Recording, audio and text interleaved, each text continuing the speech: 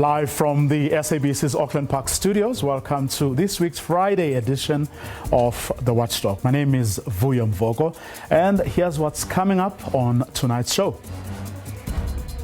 I will admit that we are certainly not where we want to be as a nation, but we can also say we are not where we were prior to 1994. 25 years after Nelson Mandela signed the South African Constitution into law, has it delivered the goods? Former Constitutional Court Justice Albie Sachs reflects on the highs and lows, the hits and misses. And on the last day of the 16 days of activism against gender-based violence campaign, we reflect on the fight against ukutwala, the evil practice of forcing young, often underage children into marriages. That and more coming up in tonight's episode of The Watchdog, which starts right now.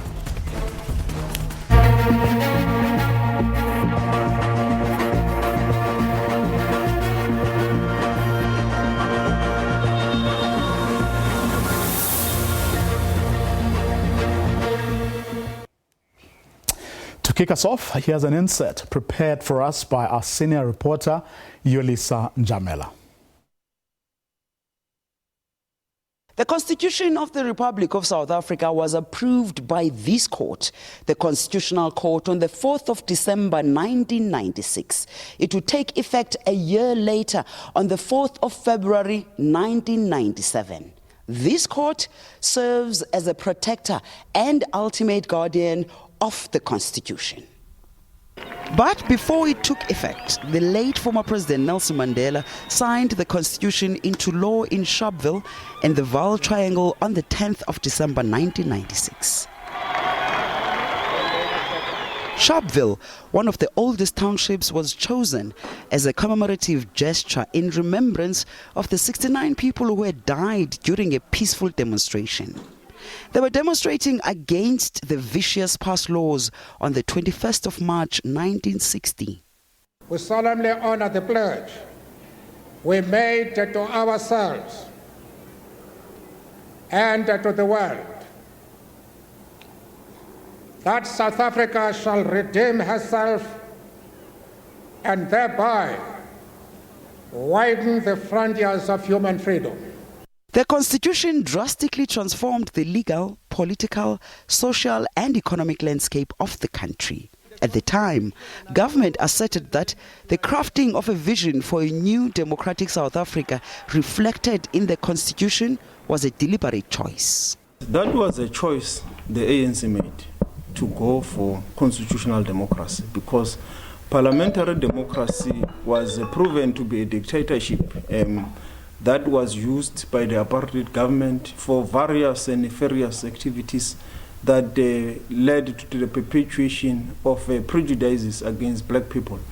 And the parliament there was no checks and balances. But in a constitutional democracy, there are checks and balances, the executive, the separation of powers, there's parliament, and also there's courts, which just stand as a guard of the constitution, to ensure that everyone in society complies with the Constitution.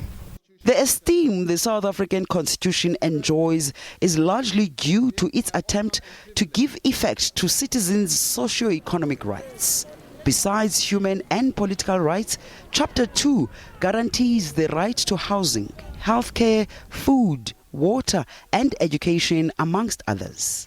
Lamula says inequality based on past racial discrimination necessitated the need to ensure redress.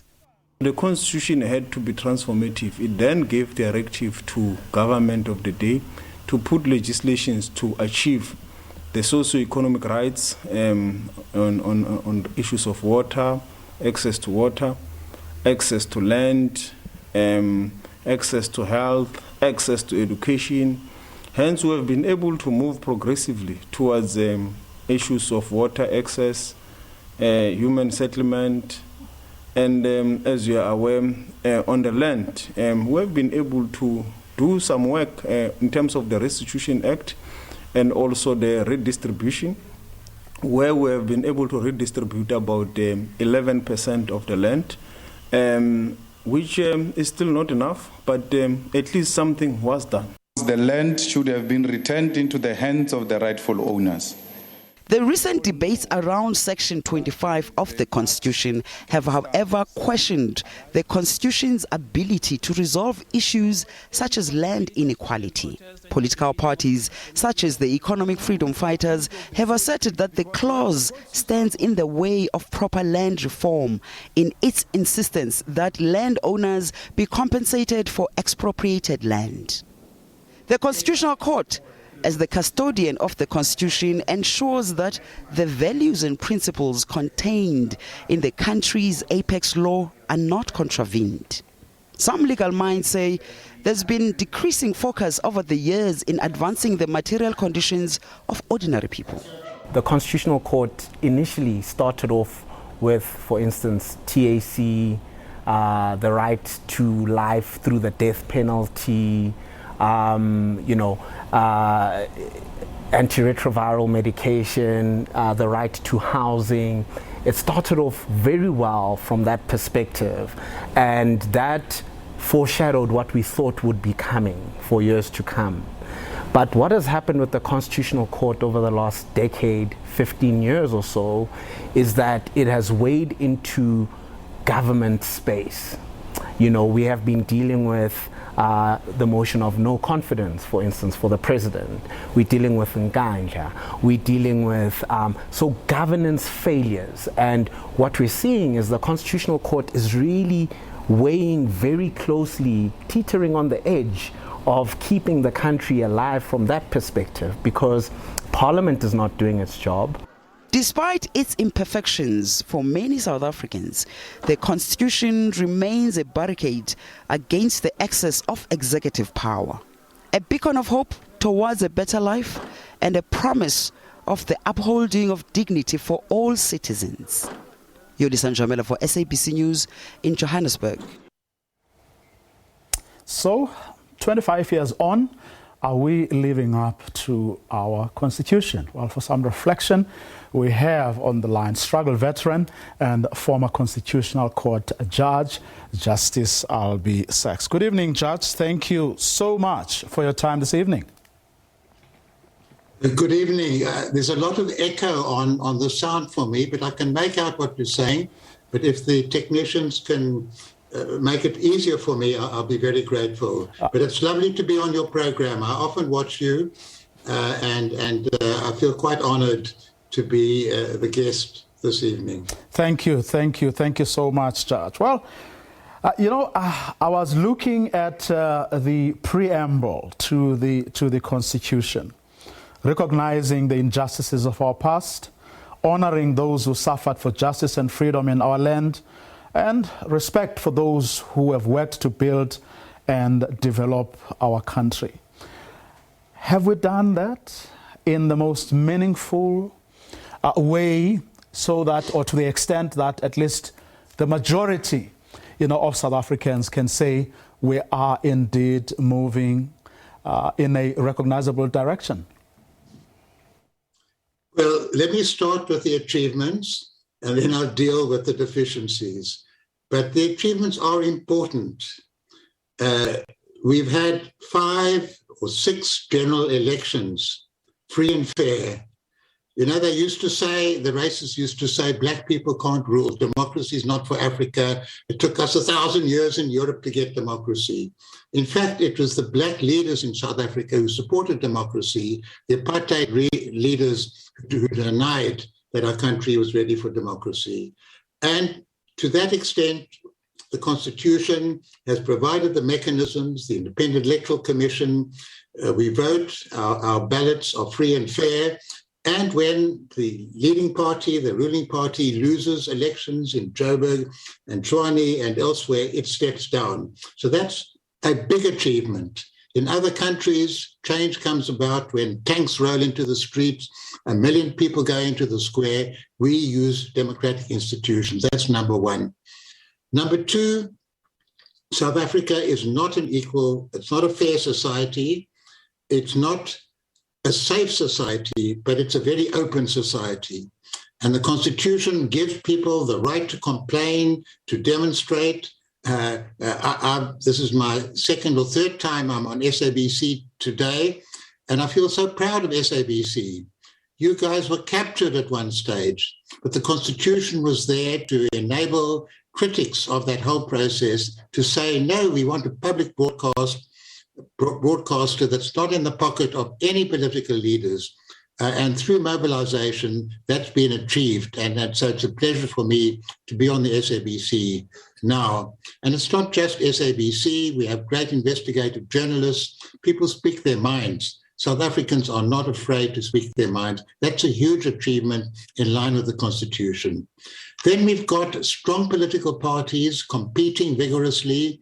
We've got big civil society organizations. We have faith communities. We have sporting bodies. We have trade unions. We have employers' bodies. All of these can function openly and freely in South Africa. That's a big achievement.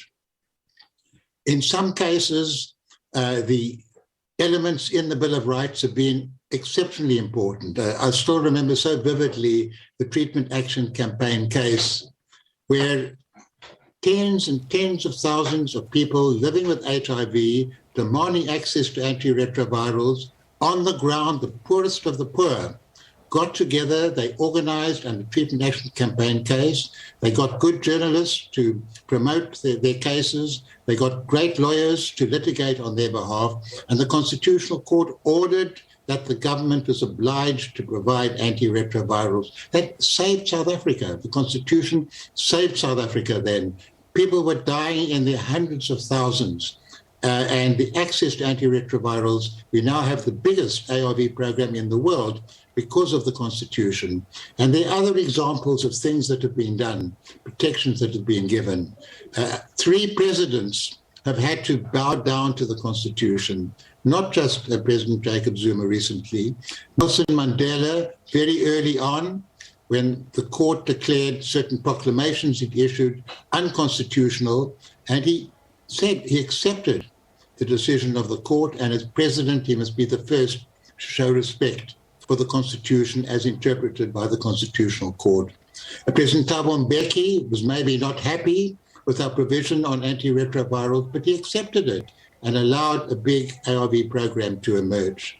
And then President Jacob Zuma then accepted the decision in the Nkandla case that did involve the court being, it was dragged in, if you like, invited. The court didn't take the initiative itself. It was the EFF that went to court, went to the Constitutional Court to get an order compelling the president to pay back money for overspending on private security in his house. I mention that to say it's not just checks and balances in an abstract way. It's been very, very meaningful in ensuring that Parliament does its oversight role and the president conducts himself or herself in keeping with the Constitution. So these are the gains. The areas where we haven't gone nearly far enough is in terms of housing, although maybe 14, 15 million people live in RDP houses who were in shacks before. That's a big achievement. Social security, another achievement, maybe a third of the population getting grants, which they're entitled to under the Constitution. Water and electricity, not as much for everybody as they ought to be, with lots of problems, but these have advances also been made in terms of the social and economic right in the Constitution. The terrible blight has been the corruption, and people using their position in positions of power, using that access to benefit themselves, to benefit their cronies. I'm not saying anything out of turn as a former judge. This has been well vindicated in a number of commission reports, in decisions by the Constitutional Court itself. And there, the situation is lamentable in South Africa today. The only positive aspect is we know about it because we're an open society. We're in a position to denounce the people responsible, to demand prosecutions, to demand accountability. That's the part that gives me courage in terms of the present situation. Well, you've said quite a lot of things one wants to pick up on. Judge, let me start, and I'm going to bring them up in no particular order, or said on perhaps not in the order, that you brought them up. Or maybe I should. Let's start with the 5 or 6 general elections you're saying we've had, which have been, peaceful, and which you say is a big plus, on us. And of course, the fact that the governing party, where it has lost, it has accepted or taken that very, very graciously. I can tell you this. Over the past few weeks, on the back of the November 1 local government elections, some of us have seen signs that we would say are worrying. And hopefully they won't get to the point that the situation won't get as ugly, as it has been in many parts of the continent and the world. But there are very worrying remarks being made. There are very worrying statements being made.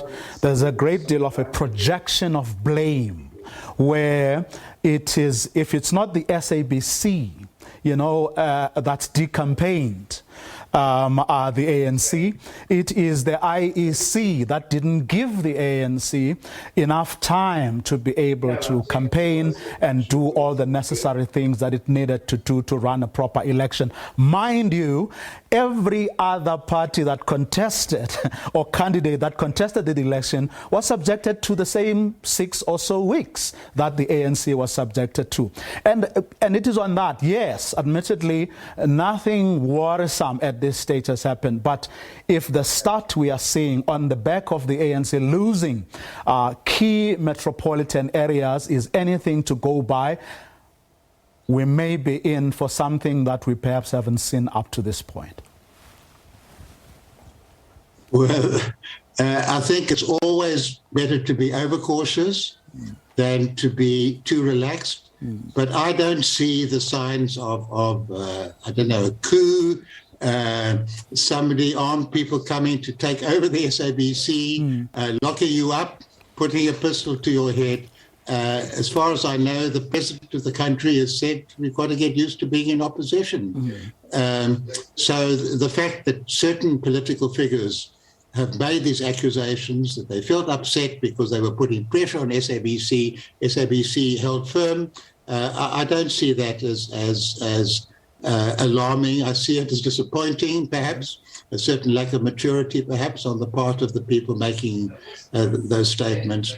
But I don't see it as equivalent, for example, when Robert Mugabe wouldn't leave his position in Harare, the army put tanks into the streets, and that's how change came about in Zimbabwe. I don't see anything like that. And it didn't happen immediately or from the word go, Judge. It took time to get to the tanks on the streets, stage, but it started small by criticism, by hollowing out these institutions, by silencing, the voices within those institutions that were prepared, willing, and able to stand up for all good things of this world. If you look at Zimbabwe, the elections were interfered with. There was violence against opposition parties. Opposition leaders were locked up. Tsvangirai was put on trial for treason. It's just not comparable with what's happening in South Africa. A few rude words about SABC by sore losers, to my mind, is not comparable at all with interfering with elections and frustrating the democratic will of the people being exercised. I don't see that we're close to that at all. What I do see is people are very concerned in South Africa. They're concerned at failures of delivery. They're concerned at the number of people who are wonderful freedom fighters in days gone by who've succumbed to the temptations, the laziness, if you like, of having access to resources in ways that are unacceptable. There's a sadness in that, and there's a deep sadness in this country that we aren't doing better. But there's also a lot of pride in our scientists, who've discovered this variant, who are open and honest about it, pride in people who speak out and speak their minds, pride in the vitality of South Africans who are unafraid, and also that knowledge that we have this strong civil society. We don't have any particular grouping that could control the whole country. The people who are running the economy don't have power in terms of the state institutions. The people who run the state are not powerful in terms of the economy. It's not like, I won't mention the other countries, but countries where the army has a huge stake in the economy. But we don't have that situation here. What we do have is disappointment that we haven't done better, but we also have a great deal of pride in what we've achieved and who we are.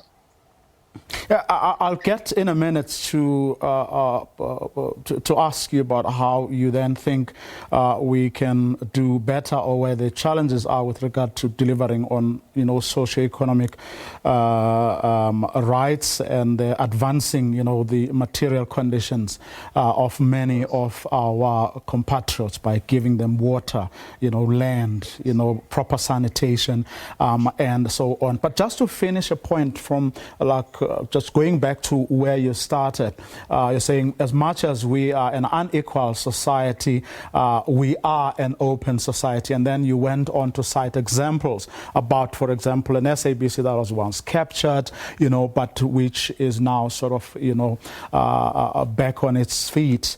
Again, you were talking also about investigative journalists who are able to do their work. But I want to just raise a couple of things that always get forgotten whenever we cite those examples of how we are actually doing a lot better than people would give credit for. And that is that at the SABC, for example, it took, there are a lot of people who actually sacrificed, some of whom have never actually recovered, from that era, because they paid a very big price, for just, the audacity to stand up, to those people who wanted to capture the national public broadcaster at the time. If you also look across state organs and departments, those people who exposed the rot that they were seeing, who came forward with testimonies of how state capture was happening, and who began to tell us, or to let's point to the culprits. Some of them are unemployed, some of them have died, even, and those are the things I think we should keep putting, out there in the public domain, so that people know that that didn't just happen, but a lot of people actually paid the price for us to be where we are now, at the very comfortable, that before it can get worse, some of us have been and will be able to put up a fight. I agree totally with what you're saying. I belong to a generation where we paid a huge price to get the Constitution, to get our freedom. And many of the people who fought the hardest didn't get personal benefits out of it. But they got the sense of glory that they were part and parcel of a transformatory project, liberating South Africa from at least the formal systems of apartheid, and creating a constitution that is the envy of the world in terms of the document. And it's no accident, because the people who drafted the Constitution weren't lawyers. They weren't people hired with international consultants to draft a constitution. They've been elected as members of parliament, 490 of them.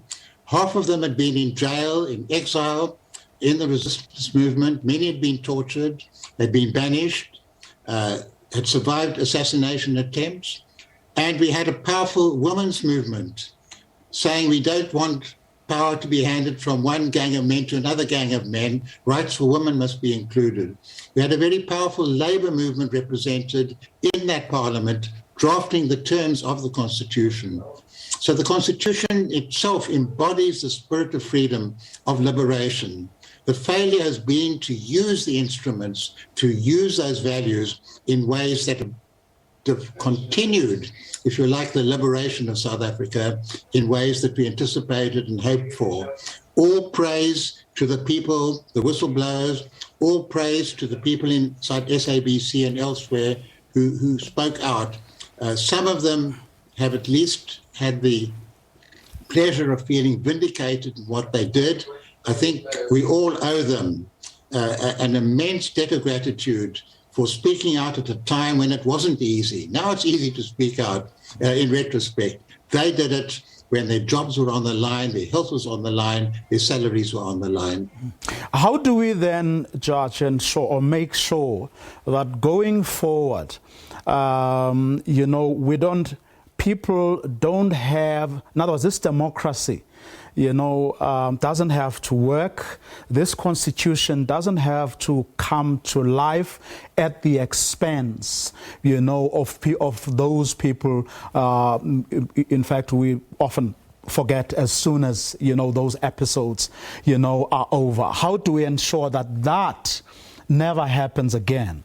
And on the other hand, the terrible blight of corruption you were talking about, gets dealt with. And after that, those of us who are in need of water, of land, actually get those delivered to them without anybody having to prod the government or whoever is tasked with delivering those, especially to the most vulnerable sections of our population. Well, the answer is to use the powers the Constitution gives to the people. The Constitution starts with the words, we the people. It doesn't start with the words, I the president, or we the members of parliament, or we the political leaders. It's we the people. And in that sense, it's we the people got us our Constitution, and it's we the people who must ensure the Constitution works well. It sounds like a very abstract phrase, but the abstract phrase is really calling upon people to use the Constitution, which was the product of struggle, to take the struggle forward into a new phase now, to deal with the corruption, to deal with the failures, to deal with the tiredness of some people, to deal with jobs for pals. All of the things that have been holding our country back have to be dealt with, but also to deal with racism, to deal with sexism and patriarchy, to deal with xenophobia. The Constitution calls upon us to maintain those core values that gave us liberation in the first place, to carry them through into the new era that people have a right to demand, and the people mustn't just be passively saying, it's terrible, our leaders are letting us down, the political parties are letting us down, the Constitution is letting us down. The people must use the Constitution. They must mobilize in different ways, through political parties, through civil society, through litigation, through protests, through brilliant writing, reporting, through music. We have fabulous musicians, through humor, through wit, in all these different ways that humanity can express and articulate itself. That's where South Africa is strong. And that's the advice that I would give after having been around for quite a long time, having lived and almost died in very hard circumstances for our country, seeing what resilient South Africa is capable of. It's happened before, and I can see it happening again.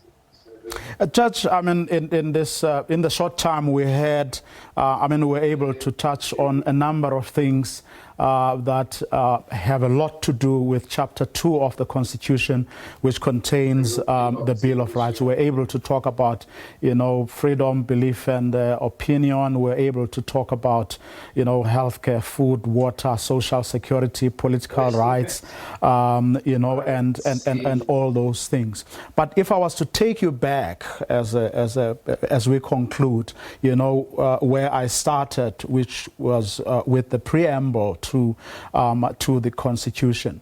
When the Constitution was then adopted as the supreme law of the Republic, there were several things that were specified laying the foundations for an open society, which you touched on, improving the quality of life for all citizens, which you touched on when we're talking about water, land, and so on, and building a united democratic South Africa. But one of the things, in fact, it comes right at the top, is healing the divisions of the past. And the reason I'm asking that we conclude on this point, recently with the death of former Deputy President F.W. de Klerk, it threw up a lot of conversations that suggested to many South Africans that we actually haven't healed.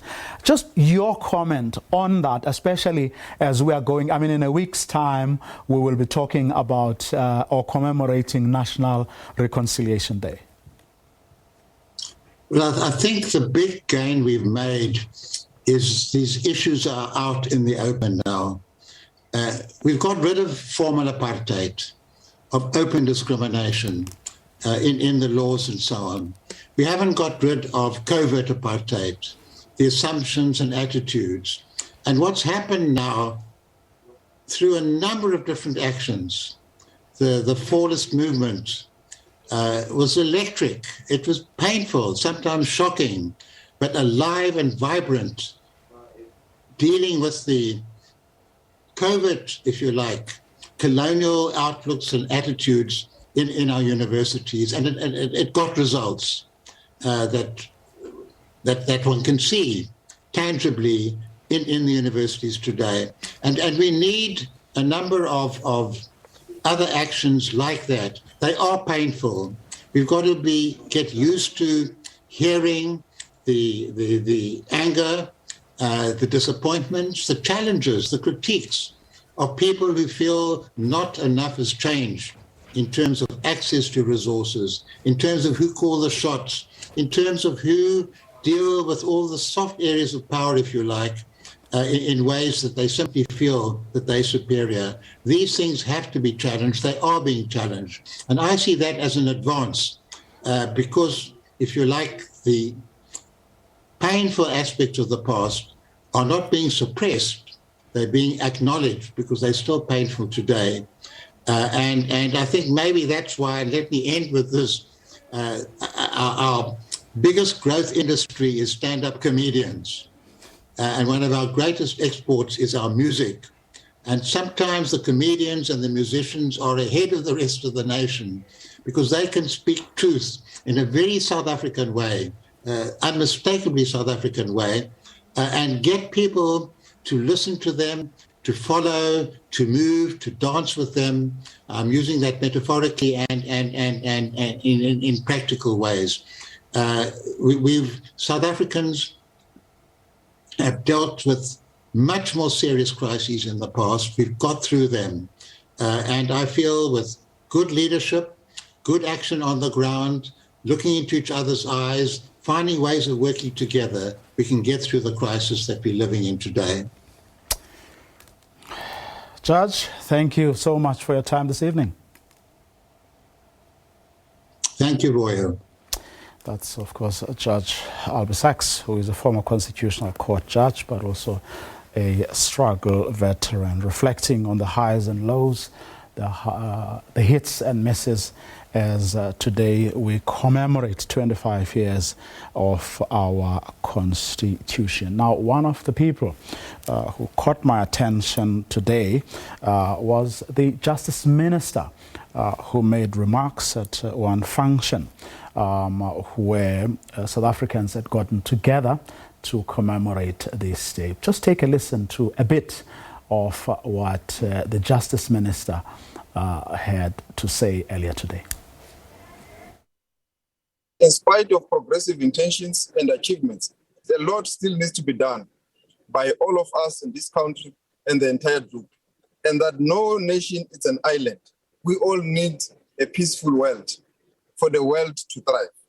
These, by and large, are issues which are in our direct control as South Africans and as government, but we have got a role to play in all sectors of society, but also in international solidarity. The Constitution has to be a catalyst for equality under these circumstances. In this vein, we need to be unapologetic in pursuing the goals which the Constitution has set us for. Justice Minister Ronald Lamola speaking at a webinar earlier in the day. Up next, a harmful practice incompatible with the Constitution. It continues to wreak havoc in places like Lusikisiki, Flagstaff and Mbizana in the Eastern Cape. Ukutwala is the subject of our next conversation. That's after this short ad break.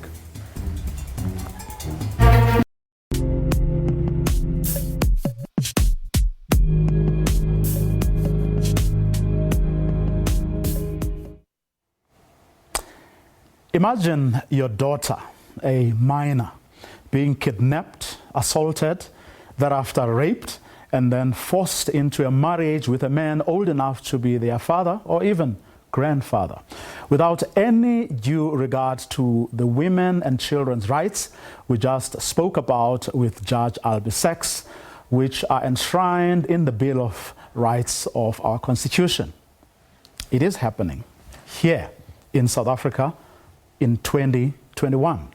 Young girls are being forced to marry without their consent. Now, to help shed light on this crime as we end the 16 days of activism against gender-based violence, and to discuss what can be done to eradicate this, we're joined by Dr. Mkhuseli Jogani, a senior state advocate focused on prosecuting this crime.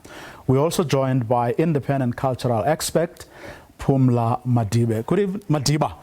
Good evening to both of you, and thank you very much for joining us this evening. Good evening. Good evening to you, Vuyo, and your viewers at home.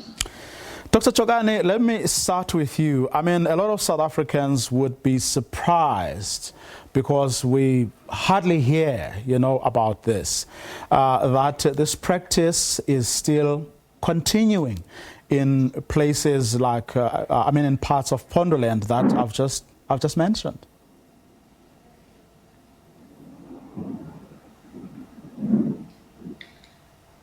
Can you come again, Vuyo? I'm saying a lot of South Africans would be surprised to hear that this practice continues.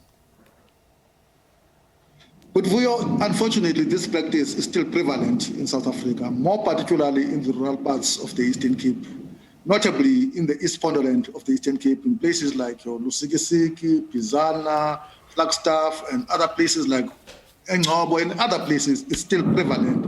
And people are still doing it with impunity.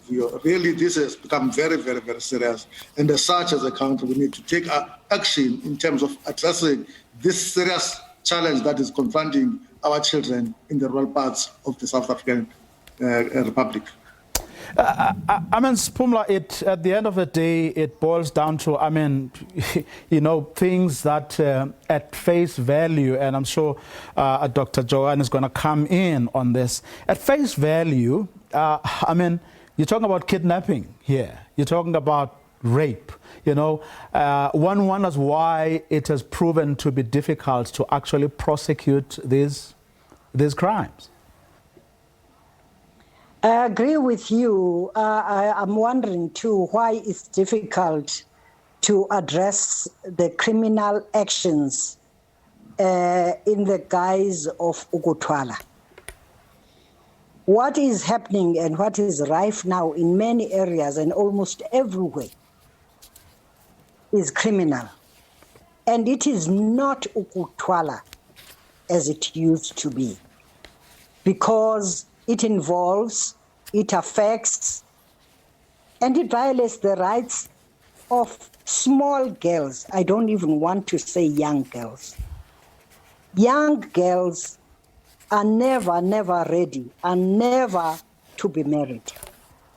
There are laws in this country, and there have always been laws in communities that you reach a certain age or stage to be marriageable. So what is now dubbed ukutwala is not ukutwala. I want to start there. So you are right. What is criminal needs to be dealt with vigorously using the laws, the good laws that we have. But ukutwala is one component of a system of marriages in South Africa. But young, small girls of 10, 14, even 16 are not to get married. May I pause? Dr. Chogane, I mean, you've looked at some of the, or studied some of the case dockets, you know, from the parts of the country that you mentioned, and have actually seen that, I mean, they amount to sexual exploitation and the abuse, you know, of these children, as Phumla Madiba was saying.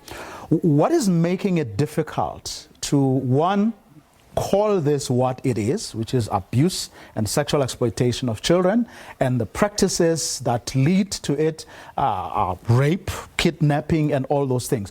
Why is it difficult? What makes it so difficult for these cases to be prosecuted?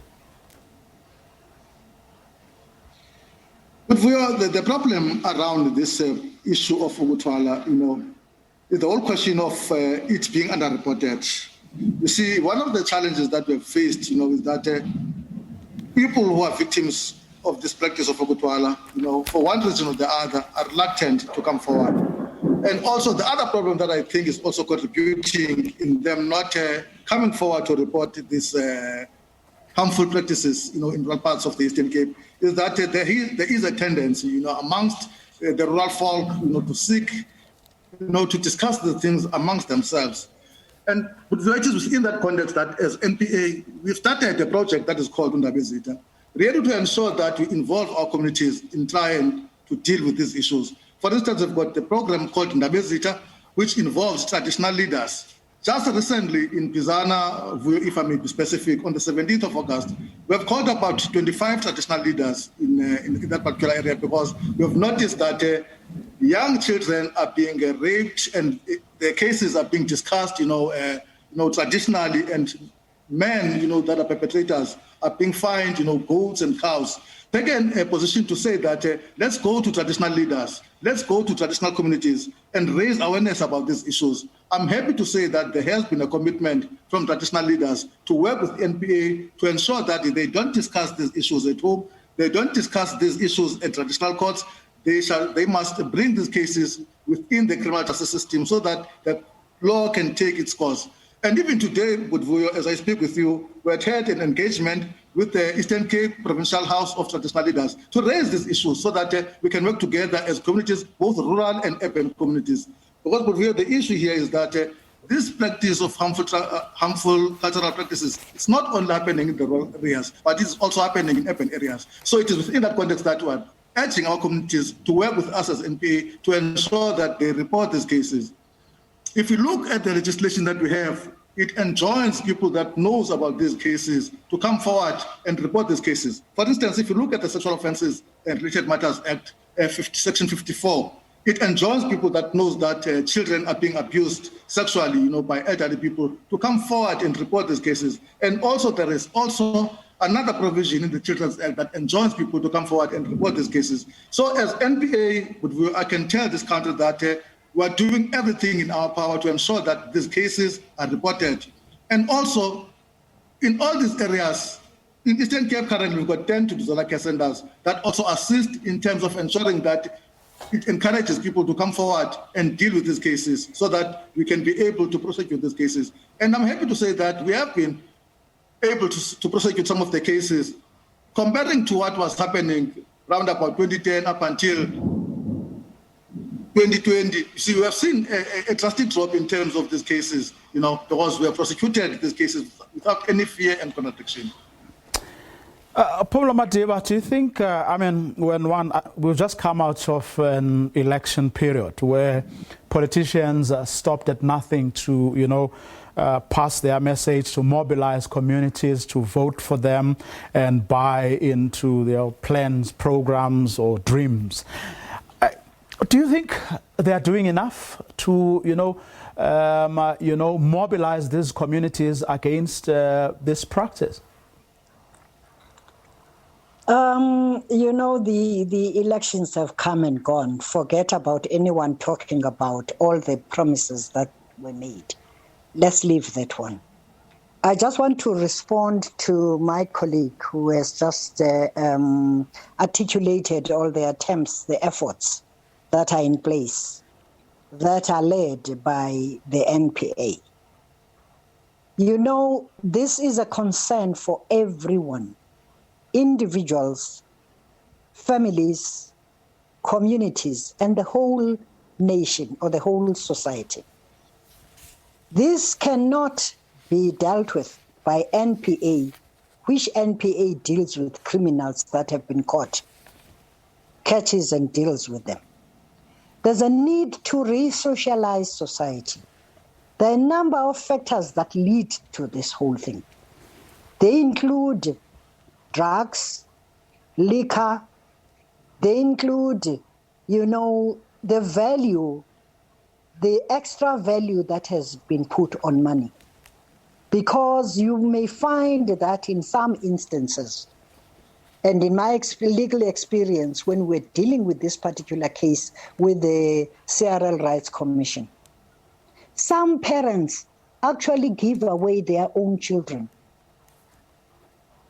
to men to marry when they are underage in exchange for money. So there's everybody involved. It's not only men who do this on their own. Sometimes they are encouraged, and sometimes they do this in order to feed the family of the child because that family feels it needs money. So we have a serious breakdown of family values, of community values, of social values in this country. So the NPA has a role to play, but it is at the tail end when somebody broken the law, but nobody observes the law, including the politicians. I think we are fast, becoming a lawless and a lawless society, and a society with no socio-cultural values. And we need to have a very vigorous process that puts in place real, effective projects that will re-socialize people into the values that they seem not to know. It has become fashionable. One other aspect in this whole thing is that even that rape and even getting, having a child when you're underage, when you are not married, in fact, irrespective of how old you are, that's a value that has been upheld by Africans, South Africans. Those things mean nothing. Having a child means getting some money every month. So everybody is born into such a society, doesn't know the difference between good and bad, what can be done and what cannot be done. I'm telling you, if we're not there as yet, we are fast becoming a society without an identity. This is part of the identity of the society. And I don't want us to dub or to name what is going on ukutwala. Because ukutwala had a lot of good when ukutwala was known how it's done, because it was believed in those days that no woman will never get married and no man will never remain unmarried, so as to maintain families in the community and in the society. But let's not call this ukutwala. This is criminal. Then NPA must come in. But the society must be re-socialized. Dr. Chogani, Phumla Madiba earlier spoke about, the law and lawlessness. Are there deficiencies in the law as it stands, which, if they were to be corrected, perhaps, could go a long way in dealing with this scourge? But my personal view is that there are no deficiencies in terms of the law. I do think that we've got enough legislation to deal with the problem, of harmful cultural practices like ukutwala. And in fact, we have done that in the past by prosecuting people that engage in this particular practice. We've got legislation. Just recently, we have legislated the Sexual Offences and Related Matters Act, which extended the definition of rape, which extended the law pertaining to rape. We've also enacted pieces of legislation that, like trafficking in person, which are aimed at ensuring that children and women of this country are protected. So I do believe that we've got enough, but I do think that we need political will from politicians to ensure that societies and communities are mobilized into not becoming, as Pumla is saying, that a country of lawlessness, because as it is, we are a country of lawlessness, because people are committing crime with impunity and there is nothing that is being done. Recently, we have seen even pastors, committing serious offenses like rape.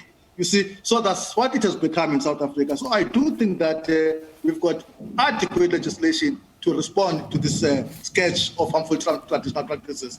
The case of State versus Jezile demonstrated that we've got enough. Because if you look at that case specifically, we used, statutory law, and also we used common law like kidnapping and abduction. We used the trafficking in person. We used the Sexual Offences and Related Matters Act to deal with the sketch of harmful traditional practices. Therefore, in a nutshell, my view is that we've got enough legislation to deal with this problem. But however, of importance is that we need political will to ensure that all people are mobilized, in understanding that we need to change as a country. We need to change our behavior, especially men, because in the main, people that are committing these offenses are men. So we need to change. We need to look at ourselves in terms of how do we play our role, our role that we're supposed to be playing as men in terms of ensuring that we protect women and children of this country. Thank you, Vuyo. And that's where we're going to leave it this evening. Special thanks to both my guests, Dr. Mkhuseli Jogani from the National Prosecuting Authority. He is a senior state advocate focusing on this particular crime. Special thanks also to Pumla Madiba, who is an independent cultural expert, but also an author who dabbles in these issues. And that's our show for today and this week. Do join us again on Monday, same time, 8 p.m. sharp. Good night. Have a great weekend.